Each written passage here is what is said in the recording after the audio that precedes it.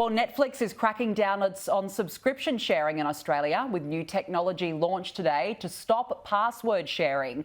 It will be a major blow to the thousands of families that do share their login details. Joining me now live is tech expert and EFTM editor Trevor Long. Trevor, good to see you. So take us through these changes.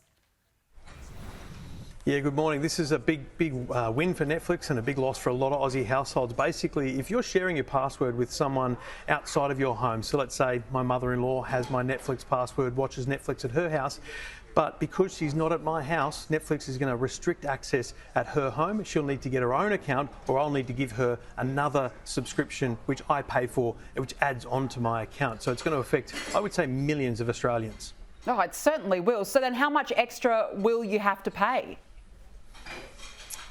So if you're on the premium plan, you're already paying $20 odd a month. You can buy 2 extra accounts at $7.99 each. If you're on the standard plan, you can buy 1 extra account. So $7.99 is the price to give someone else Netflix, which is cheaper than them buying Netflix itself, which would only be $10.99. So it is a more affordable way to get Netflix, but it's administratively someone else's responsibility because the householder has to pay, not the person using the new Netflix account.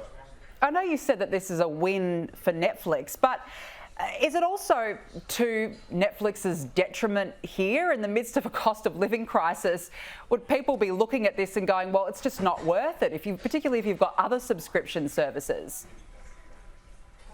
Absolutely. This is their biggest challenge, is will this be net positive for them? But we know now this happened, they launched this in February in Canada and New Zealand. Now, they've already reported to shareholders that while they did see a dramatic loss of customers, the overall net positive in both subscribers and revenue is on an upward trend. So bottom line, while Netflix will take a hit in both concern, stress from users and publicity, they will gain customers overall because in the end, people love their service and will probably just pay for it without their concern for this crackdown. All right, so if it's working, then of course they're going to do it. Why do you think that Netflix has indeed gone down this path?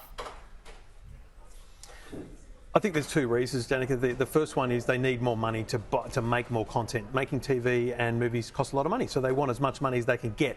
But the bigger challenge is Wall Street looks upon them as not growing, so they need to show Wall Street that they're growing, they're getting more customers, they're getting more revenue so that they can bolster their stocks. And unfortunately, that is what's driving this predominantly. Are there any ways to get around it? No, this has been launched in a couple other countries and there's no really tricky, simple ways around it. The bottom line is you've got to stump up and pay. And this is not the only crackdown. They may crack down on people using VPNs to get services from other countries. There may be a range of things. The bigger issue, I think, Danica, is will other services follow? Because if this works for Netflix, what about the other services that in this streaming game? Will they also think about charging customers for this kind of access? Yeah, so it could definitely set a precedent, remains to be seen. So when will these changes come into effect? Users in Australia will start getting emails from today, and essentially the notifications on people's TVs and devices will appear over the coming weeks. So you've got to tell your family it's time to get off or stump up. Yeah, big changes ahead. Are you at the airport there, Trevor?